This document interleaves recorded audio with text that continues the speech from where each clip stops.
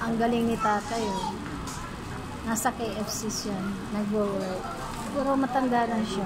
Di ba? Amazing. Yun ang kagandahan natin. Hindi naman kasi, if sa ibang bansa, ang tinatanggap doon ay yung mga bata, kaya pa doon basta't hanggang kaya mag-work. Pero kita mo naman dito sa Pilipinas, first time in my life naka-encounter ako ng katulad niya na may edad na siya po nagtatrabaho pa rin dito sa KFC. So, thankful pa rin tayo sa management ng KFC kasi pinagtatrabaho nila dito si tatay. Diba? Diba? Ilan taong ka na? 61. Oh, 61! Pero nasa KFC pa siya. Diba? Amazing. So, first time ko naka-encounter. Naka-encounter ng ganyan. Diba nakakatuwa din na merong matanda na.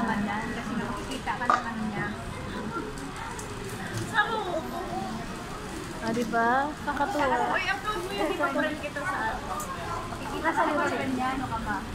Ang galing ni tatay. Nagtagnata na siya. Ayan, diba? Nag-ano siya, nagtatrabaho siya dito sa KFC.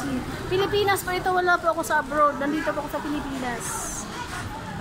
First time nakakita ko ng may edad na natinanggap pa ng KFC. So, ibig sabihin, dapat meron din sa Jollibee at saka sa McDonald's na makakita tayo ng mga may edad na nagtatrabaho pa rin sa mga ganitong klaseng food chain. Good morning po, everyone.